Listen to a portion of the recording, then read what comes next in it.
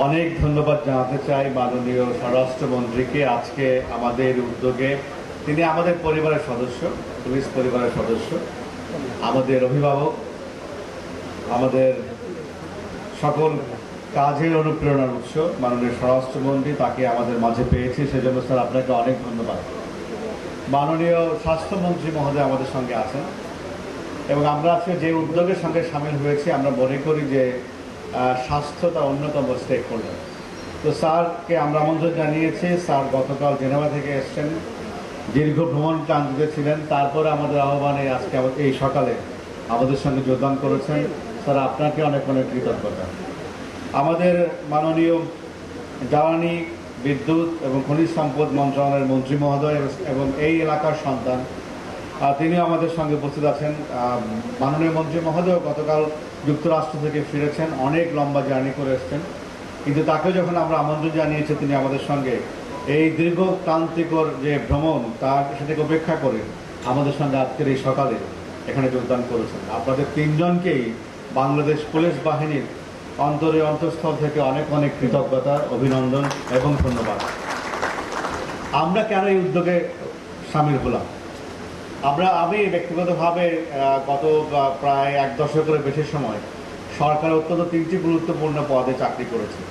ঢাকা মহানগর police commissioner হিসেবে কাজ করেছি প্রায় 5 বছরের মতো, ডিজি র্যাব হিসেবে কাজ করেছি প্রায় 5.5 বছরের মতো, এবং এখন আমি আমাদের মাননীয় প্রধানমন্ত্রীর সদয় সিদ্ধান্তে বাংলাদেশ পুলিশের আইজি হিসেবে দায়িত্ব পালন করেছি। এই দীর্ঘকালে আমি দেখেছি যে কি গরিব কি ধনী, এই মাদকে যারা আসক্ত হয় তাদের পরিবারে যে কি দুর্দশা হয় সেটি আমার দেখার দুর্ভাগ্য হয়েছে অনেকবার, একবার না। এই রাষ্ট্রের, এই সমাজের অনেক সম্মানীয় ব্যক্তির নীরব এবং গোপন কান্না দেখতে হয়েছে আমাদের, এবং এই গোপন কান্না এত কষ্টের যে সেটি তিনি কারোর সঙ্গে শেয়ার করতে পারছিলেন না, কিন্তু আমাদের কাছে এসে, আমার কাছে এসে শেয়ার করেছেন। এরকম ঘটনা একটা না, অনেক অনেক ঘটনা। এবং এরকম ঘটনা হয়েছে উনি বলছেন ওনার ছেলেকে বা মেয়েকে বা স্ত্রীকে চিকিৎসা করতে হবে, কিন্তু কেউ জানতে পারবে না, কারণ তার সম্মান রয়েছে, তার সামাজিক পজিশন রয়েছে, এটা কেউ জানতে পারবে না। আবার যাকে চিকিৎসা করবে সে চিকিৎসা নিবে না। তারপরে যে আমাদের এখানে যে ফ্যাসিলিটিগুলো আছে যেখানে চিকিৎসা দেওয়া হয়, তারা আবার চায় যে রোগীর পক্ষ থেকে নাম লিখতে হবে, সম্মতিপত্র দাখিল করতে হবে। এখন যিনি মুরব্বী, যা ফ্যামিলির যিনি সম্মানিত ব্যক্তি, উনি তো নাম লেখে কাউকে ভর্তি করতে চান না।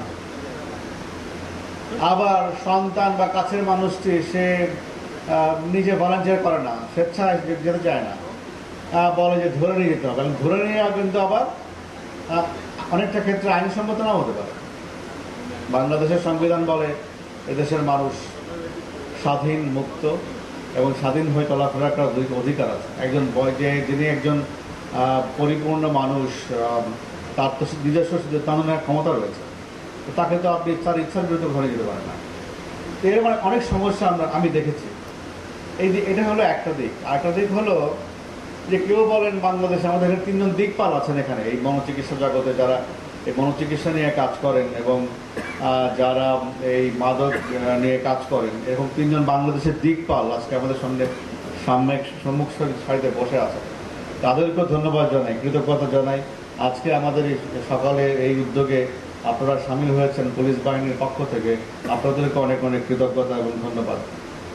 তো আমরা এখানে কেউ কেউ বলে যে বাংলাদেশে মাদকাসক্তের সংখ্যা কত। তো এনজিও এবং যারা প্রাইভেট সেক্টরে কাজ করেন তারা বলেন 80 লাখ। আজকে কিন্তু ডক্টর অরুপ্রতিম বলেছেন 1 কোটি ছাড়িয়ে গেছে। 2018 সালে জনস্বাস্থ্য ইনস্টিটিউট একটা পরিসংখ্যান করেছিল, তারা বলছে 36 লাখ। কিন্তু বাংলাদেশে চিকিৎসা ব্যবস্থা কিন্তু প্রাইভেট সেক্টরে লাইক 5,000 আর সরকারি সেক্টরে আছে হচ্ছে 1100। তাহলে যদি আমরা ধরে নেই, ম্যাক্সিমামটাই ধরে নেই 6,000 এবং 1,000, তো 7,000। তো 7,000 বেড দিয়ে আমরা কত শত বছরে আমরা 36 লক্ষের চিকিৎসা করব, কত শত বছরে আমরা 80 লক্ষের চিকিৎসা করব। কত সহস্র বছরে আমরা 1 কোটি লোকের অধিক মানুষের চিকিৎসা করি। আর আইন শৃঙ্খলা রক্ষাকারী বাহিনী হিসেবে আমরা যে কাজটা করার চেষ্টা করি, এখানে কিন্তু পুলিশ এককভাবে না, আমাদের এখানে আপনারা জানেন যে কোনো মাদকই কিন্তু দেশের অভ্যন্তরে তৈরি হয় না। ফেন্সিডিল প্রতিবেশী দেশ, সবচেয়ে পপুলার ইয়াবা প্রতিবেশী দেশ, এখন আস্তে আস্তে আইস সেটা প্রতিবেশী দেশ, ইভেন দূরের পশ্চিমের দেশগুলো থেকে আমাদের দেশে কুরিয়ার সার্ভিসে বিভিন্নভাবে আসছে, কিন্তু কোনোটা কিন্তু বাংলাদেশের অভ্যন্তরে এগুলো উৎপাদিত হয় না। তো এখন এই জন্য এইটা দমনের ক্ষেত্রে আমাদের কাজ করে, আমাদের একাধিক প্রায় 6-7টা বাহিনী কাজ করে, even customs also involve, customs পোর্টে কাজ করে। তো এখন তো আমাদের যে কাজটা সবাই মিলে করে সেটা হচ্ছে সাপ্লাই কাজ, কিন্তু যদি ডিমান্ড থাকে কোনো না কোনোভাবে সাপ্লাই হবেই। আর যদি সেটা হয় 1 কোটি, যদি সেটা হয় 80 লাখ, যদি সেটা হয় 36 লাখ, প্রত্যেক দিন এই মাদকের প্রয়োজন, সেটা কোনো না কোনোভাবে দেশে ঢোকার চেষ্টা হবেই। সে কারণে অবশ্যই আমাদের ডিমান্ড কাট করতে হবে। আর ডিমান্ড কাট করতে হলে এই সমস্ত যারা মাদকাসক্ত হয়েছে এদের চিকিৎসার ব্যবস্থা করতে হবে, এদের পুনর্বাসনের ব্যবস্থা করতে হবে। সেক্ষেত্রে এটা আমাদের অতি ক্ষুদ্র একটি উদ্যোগ। আমাদের ডক্টর অরুপ্রদন বলেছেন যে উনি যুক্তরাষ্ট্রে দেখেছেন যে নন ইভিরাম পরিবেশে in a natural setting hospital, এই ধরনের হসপিটাল। তো আমরা ইতিমধ্যে আমাদের স্বাস্থ্যমন্ত্রী মহোদয় বলেছেন আমরা মানিকগঞ্জের কালীগঙ্গা নদীর পাড়ে খুবই মনোরম পরিবেশে একটি এই ধরনের বিশাল হসপিটাল করার পরিকল্পনা করি, এবং সেখানে ইতিমধ্যে আমরা নদীর তীরে 20 বিঘা জমি ক্রয় করেছি। আমি পারলে 100 বিঘা জমি কিনতে চাই, কারণ এমন জায়গা করতে চাই আমরা যেখানে যে পরিবেশে ঢুকলে মানুষের মন এমনি ভালো হয়ে যাবে। আমরা এরকম একটা পরিবেশে আমরা 500 থেকে 1000 বেডের একটা হসপিটাল করতে চাই। সেটা করতে চাই, we want to make regional hub, এখানে রিজনাল হাব করতে চাই for this kind of treatment. Bangladesh মাননীয় প্রধানমন্ত্রীর নেতৃত্বে ইতিমধ্যে বৈশ্বিক পরিমণ্ডলে অনেক ক্ষেত্রেই মডেল হিসাবে আবির্ভূত হয়েছে, যা অন্যান্য অনেক দেশ অনুসরণ করতে পারে। ওয়াই নট আমরা মাদকাসক্তি চিকিৎসার ব্যাপারে আমরা এই অঞ্চলে মডেল হতে পারি যদি আমরা সবাই মিলে উদ্যোগ নিই। তো যারা এটি আমাদের কল্যাণ ট্রাস্টের যে উদ্যোগ হবে, আমরা কাজ করছি এটা নিয়ে। তো যারা আমাদের এই উদ্যোগে সামিল হতে চান, যে সমস্ত সচ্ছল ব্যক্তি যারা সিএসআর করেন, তারাও আমাদের সঙ্গে সামিল হতে পারেন, এবং যে কোনো আমি মনে করি যে অ্যাগ্রিয়েবল টার্মসে আমরা সবার সহযোগিতা নিয়ে কাজটি করতে চাই। এটি কোনো বিজনেস কনসার্ন না, এটি হচ্ছে রাষ্ট্রের সেবার জন্য, জনগণের সেবার জন্য, দেশের মানুষের সেবার জন্য, আগামী প্রজন্মের জন্য। 2041 সালে আমরা ধনী হব, আধুনিক দেশ হব, সেই দেশে নেতৃত্ব দেবে কারা, বসবাস করবে কারা? যদি আমার ইয়াং প্রজন্ম ধ্বংস হয়ে যায়, সেই ধনী দেশে বসবাস করবে কারা? Who will lead that country? তো সে কারণে তো আমাদের এই বর্তমান প্রজন্মকে রক্ষা করতে হবে, সুরক্ষা দিতে হবে। তো সে কারণে এটি আমি মনে করি যে এই উদ্যোগ আমরা নিয়েছি, আরও অনেকে নেবেন এটা আমরা প্রত্যাশা করবো। যাদের সক্ষমতা আছে তারাই নেবেন, এবং যারা মনে করেন যে না হ্যাসেলে যাবেন না, আমাদের সঙ্গে যোগদান করতে চান, আসতে পারেন, you are very much welcome. আমরা এটা করতে চাই এদেশের মানুষের জন্য। হসপিটাল, আমাদের দেশে মেডিকেল ট্যুরিজম নিয়ে কথাবার্তা হয়, মাননীয় স্বাস্থ্যমন্ত্রী মহোদয় আছেন, ডিজি হেলথ মহোদয় এখানে আছেন, বলা হয়ে থাকে প্রায় 15,000 কোটি টাকার হেলথ ট্যুরিজম হয় আমাদের দেশ থেকে। আমরা পাঁচপতি দেশে যাই, ব্যাংককে যাই, সিঙ্গাপুরে যাই, আমরা ইভেন কেউ কেউ তাদের আরও ভালো সামর্থ্য লন্ডন যান, আমেরিকায়, যুক্তরাষ্ট্রে যান, চিকিৎসা করেন। এবং এই ধরনের একটা মোস্ট মডার্ন চিকিৎসা ব্যবস্থা কিন্তু আমাদের দেশেও গড়ে তোলা যেতে পারে। তো সেক্ষেত্রে বেস্ট ইকুইপমেন্ট কেনা কোনো কঠিন ব্যাপার না। সমস্যা হয়ে হচ্ছে বেস্ট স্পার্ট জোগাড় করা। যদি স্বাস্থ্যমন্ত্রী মহোদয় এবং স্বাস্থ্য ডিজি মহোদয় যদি অ্যাটলিস্ট 50% ফরেন এক্সপার্টের ব্যবস্থা করতে পারেন, যে 50% বাংলাদেশে বর্তমান আইন বাইরের মেডিকেল এক্সপার্টরা এখানে কাজ করতে পারে না। তো সে কারণে যদি এটাকে সংশোধন করে এই ধরনের ক্যাপিটাল হ্যাভি, ক্যাপিটাল ইন্টেন্সিভ যে সমস্ত হসপিটাল হবে, সেই সমস্ত হসপিটাল অ্যাটলিস্ট 50% ফরেন এক্সপার্টদের কাজ করতে আপনারা অ্যালাউ করেন, তাহলে এই ধরনের হসপিটাল বাংলাদেশে করা যেতে পারে। এবং এই 15,000 কোটি টাকা যেটা প্রতি মুহূর্তে বাড়ছে, কারণ মানুষের মাননীয় প্রধানমন্ত্রীর নেতৃত্বে ইকোনমিক কন্ডিশন ভালো হচ্ছে, ডিসপোজেবল ইনকাম বাড়ছে, এখন কিছু হলেই মানুষ চেষ্টা করে অন্য দেশে গিয়ে চিকিৎসা নেওয়ার জন্য। এই 15,000 কোটি টাকা কিন্তু ট্যুরিজম খুব শীঘ্রই 25, 30, 40, 50,000 কোটি টাকা হবে।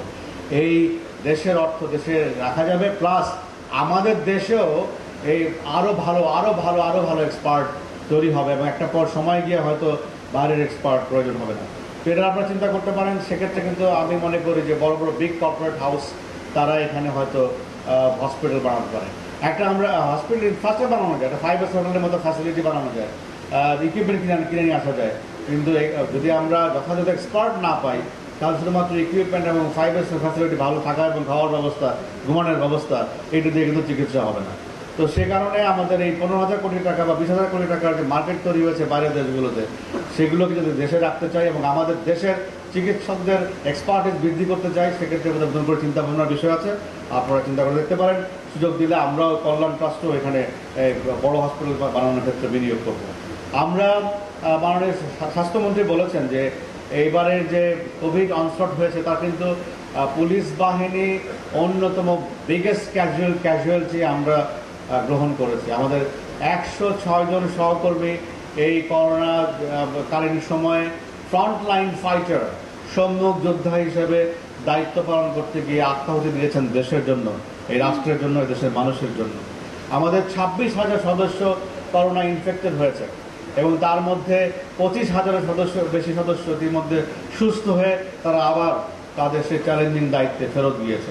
এবং এই জন্য আমরা আমাদের হসপিটালকে মাননীয় প্রধানমন্ত্রীর আনুকূল্যে, মাননীয় স্বরাষ্ট্রমন্ত্রী মহোদয়ের পরামর্শের নেতৃত্বে আমরা আমাদের হসপিটালটাকে ইতিমধ্যে বাংলাদেশের অন্যতম সেরা কোভিড ট্রিটমেন্ট হসপিটাল হিসেবে রূপান্তর করেছি। এবং মাননীয় স্বাস্থ্যমন্ত্রীও তার বক্তৃতা কিছুক্ষণ আগে বলেছেন। এবং আমরা এখানে বাংলাদেশে প্রথম আমরা কোভিড ট্রিটমেন্টের ক্ষেত্রে প্লাজমা থেরাপি পুলিশ হাসপাতালে আমরা প্রয়োগ করেছি প্রথম। এবং আমাদের হাসপাতালে সর্বপ্রথম আমরা আইভারমেকটিনের ট্রায়াল দিয়েছি in collaboration with মোনাশ university, Australia. আমরা এইভাবে দ্রুততম সময়ের মধ্যে we formulated standard protocol for Covid treatment. এবং এইখানে কিন্তু আমরা শুধু পুলিশ সদস্যদের ট্রিটমেন্ট দিই নাই, এইখানে আমরা অনেক রাষ্ট্রের ভিআইপিকে ট্রিটমেন্ট দিয়েছি। সাধারণ মানুষকেও যখন আমাদের বেড খালি ছিল আমরা চিকিৎসা দিয়েছি। এখানে সাংবাদিক ভাইরা আছেন, অনেকের সাংবাদিক ভাইদের ফ্যামিলিকেও আমরা চিকিৎসা দিয়েছি, যারা আছে আমার বাম পাশে। ওনারা সাক্ষী দিবেন যে ওনাদের অনেক ফ্যামিলি সদস্যকেও আমরা, বৃদ্ধ মা বাবাকেও আমরা চিকিৎসা দিয়েছি এবং এই ভিআইপিকে চিকিৎসা দিয়েছি। আমাদের বিভিন্ন অন্যান্য সার্ভিসের সহকর্মীদেরকে আমরা চিকিৎসা দিয়েছি এবং দ্রুততম সময়ের মধ্যে এটা আমরা একটা ওয়ার্ল্ড ক্লাস হসপিটালে পরিণত করতে পেরেছি। চায়না থেকে ডেলিগেশন এসেছিল উহান থেকে, তারাও আমাদের ট্রিটমেন্ট প্রোটোকল এবং ব্যবস্থা দেখে ভূয়সী প্রশংসা করেছেন। বাংলাদেশে মাননীয় প্রধানমন্ত্রী কোন হাসপাতালের ক্যাপাসিটি কেমন, ট্রিটমেন্ট হচ্ছে কেমন, এটা দেখার জন্য একটা কমিটি করেছিলেন। সেই কমিটি স্বাস্থ্য মন্ত্রণালয় রিপোর্ট করেছিলেন, তারাও পুলিশ হাসপাতালের চিকিৎসা পদ্ধতি এবং পরিবেশ সম্পর্কে প্রশংসক মন্তব্য করেছেন। আমরা যখনই দেশে কোনো একটা প্রতিষ্ঠান তৈরি হয়, ইনফ্যাক্ট সেই প্রতিষ্ঠানের বেনিফিশিয়ারি মোটামুটি সবাই হতে পারে। এই পুলিশ হাসপাতালে আমরা কিন্তু সেটা করেছি। পুলিশ হাসপাতালে আমরা এই যে ভ্যাকসিনেশন, যে কোনো নাগরিক রেজিস্ট্রেশন কার্ড সহকারে আমাদের হাসপাতালে উপস্থিত হলেই তাকে আমরা ভ্যাকসিন করে দিয়েছি। সেটা আমাদের হসপিটালের রেজিস্ট্রেশন, আমাদের সেন্টার নির্ধারণ করা থাকুক আর নাই থাকুক, রেজিস্ট্রেশন আছে, নাম্বার নিয়ে আসছে, আমাদের হসপিটালে আসছে, আমরা পাবলিককে ভ্যাকসিনেশন করে দিয়েছি। আমরা এইভাবে আমাদের সার্ভিসকে, যদি এটা ডেডিকেটেড পুলিশ হসপিটাল, তারপরে আমরা গণমানুষকে এভাবে সেবা দেওয়ার চেষ্টা করছি। স্বাস্থ্যমন্ত্রী মহোদয় দৃষ্টি আকর্ষণ করব, ইতিমধ্যে আমাদের স্বরাষ্ট্রমন্ত্রী মহোদয় বলেছেন, স্যারও এখানে ঘোষণা দিয়েছেন, আমাদের পুলিশের যে ধরনের কাজের যে প্যাটার্ন, তাতে আমরা কিছু কমন ডিজিজে আক্রান্ত হই। এর মধ্যে একটা হচ্ছে স্যার কিডনি প্রবলেম। তো পুলিশ হাসপাতালে ইতিমধ্যে আমরা 34টি কিডনি ডায়ালিসিস ইউনিট স্থাপন করেছি। অন্যতম একটা রোগ হচ্ছে স্যার হার্ট ডিজিজ, লোকজনের রিং করানো লাগে। এবছর আমরা একটা ক্যাথ ল্যাব প্রতিষ্ঠা করছি, ফলে আমরা আশা করছি ডিসেম্বর থেকে আমরা আমাদের হসপিটালে স্ট্যান্ডিং করতে পারবো।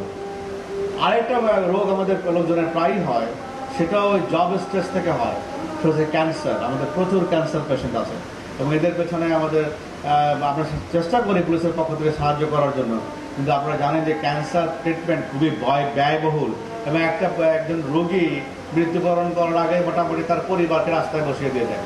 তো এই জন্য আমরা আমাদের হসপিটালে একটা ক্যান্সার ইউনিট করতে চাই এবং স্বাস্থ্যমন্ত্রী মহোদয় ঘোষণা দিয়েছেন। স্যার, আমরা চাইবো যে আপনি আগামী বছরের মধ্যে এই ইউনিটটি করে দেবেন এবং মাননীয় স্বরাষ্ট্রমন্ত্রী মহোদয়কে সঙ্গে নিয়ে এটি উদ্বোধন করে দেবেন। এই কথা বলে আমি স্যার শেষ করতে চাই এবং আমাদের এই যে এখানে যে আমরা তৈরি করেছি ওয়েসিস, আমাদের স্থানীয় সাংসদ এবং মাননীয় মন্ত্রী, আমরা তার এখানে সমর্থন পাবো। স্বাস্থ্যমন্ত্রী মহোদয় আপনারও সমর্থন পাবো, ডিজি হেলথ মহোদয় তার সমর্থন পাবো এবং আমাদের ডিএনসি আজকে এখানে এডিজি মহোদয় উপস্থিত আছেন, তাদেরও সমর্থন পাবো। আমরা সবার সমর্থন নিয়ে লক্ষ্য একটাই, মাননীয় প্রধানমন্ত্রীর নেতৃত্বে বঙ্গবন্ধু সোনার বাংলা কায়েমের জন্য আমরা একত্রে এক লক্ষ্যে দ্রুতগতিতে কাজ করবো এবং আমরা ক্ষুধামুক্ত বাংলাদেশ চাই, দারিদ্র্যমুক্ত বাংলাদেশ চাই। আমরা ক্ষুধা এবং দারিদ্র্যকে অলমোস্ট মাননীয় প্রধানমন্ত্রীর নেতৃত্বে পরাস্ত করেছি। আত্মমর্যাদাশীল জাতি হতে হবে, যেটি বঙ্গবন্ধুর স্বপ্ন সোনার বাংলার অন্যতম থিম, মৌলিক বিষয়, সেটিকে আমরা অর্জন করার জন্য সবাই এক লক্ষ্যে ধাবিত হব। এই কথা বলে আরেকবার আপনাদের সবাইকে ধন্যবাদ জানিয়ে শেষ করছি। আমাকে শোনার জন্য অনেক ধন্যবাদ। আসসালামু আলাইকুম।